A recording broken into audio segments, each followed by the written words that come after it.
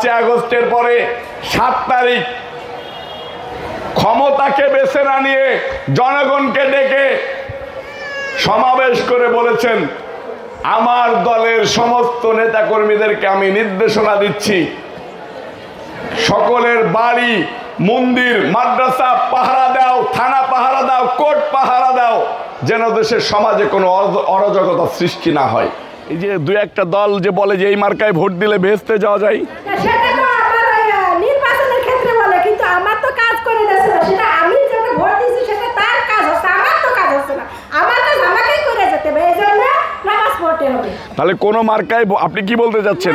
কোনো মার্কায় ভোট দিলে কোনো মুমিন বান্দা বেহেশতে যেতে পারবে না, তার কাজ তাকে করে বেহেশতে যেতে হবে। আমি তো শুনি যে অন্য অন্য দলেরা এসে মা বোনদের কাছে বলে এই ফর্ম পূরণ করলে বেহেশতে চলে যাবেন, এই মার্কায় ভোট দিলে বেহেশতে চলে যাবেন। তাহলে আমার বোন কি বলতেছে? ও মা, আমরা কি জীবনে কোনোদিন কখনো শুনছি যে কোনো মার্কায় ভোট দিয়ে বেহেশতে যাওয়া যায়? না না। হ্যাঁ না, কিন্তু এখন যে বিভিন্ন লোক বলে যে এই মার্কায় ভোট দিলে বেহেশতে যাওয়া যায়। না মোটেই না। আম্মা জান, আল্লাহ কি বলছে যে এই দল করলে তোমারে বেহেশতে নেব? না, এসব কিছুই না, মনের ব্যাপার, আমার মনে যাকে চাই তারে দেবো, আমার একজন করলে কি দেবো।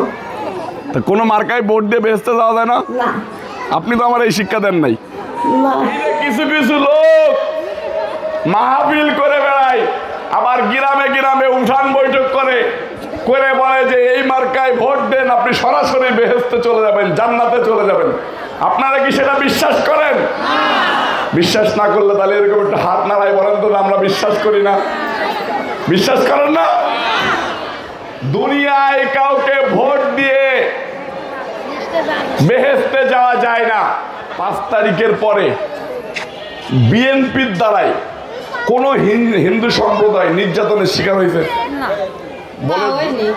হ্যাঁ, বিএনপির কোন লোক আপনাদের সাথে ঝামেলা করে নাই? না, করিনি। 5 তারিখের আগে পরে বিএনপির কারো দ্বারাই কোনো কষ্ট পেয়েছেন? জোরে বলেন। না, পান নাই? না। কেন মানুষ যে বলে যে বিএনপির লোকরা এটা করছে ওটা করছে? না, আমি কোনো সমস্যায় পড়ি নাই। আপনাদেরকে অনেক সময় অনেক ভুল বোঝানো হয়েছে। দীর্ঘ 17 বছর যাবৎ বিএনপির নামে মিথ্যা প্রপাগান্ডা ছাড়িয়ে বিএনপিকে দোষী করা হয়েছে। ঠিক 5 তারিখের পরে একটা গোষ্ঠী যারা সমাজের শত্রু, যারা ইসলামের শত্রু, যারা নিজেদের কোরআনকে, আমাদের কোরআনকে, আল্লাহ দেওয়া কোরআনকে নিজেদের ক্ষেত্রে বাস্তবায়ন করার জন্য, নিজেদের কাজে ব্যবহার করার জন্য কোরআনের দোহাই দিয়ে, মসজিদের দোহাই দিয়ে, মাদ্রাসার দোহাই দিয়ে, মন্দিরের দোহাই দিয়ে তারা বলে যে বিএনপি জুলুমবাজ সরকার হবে।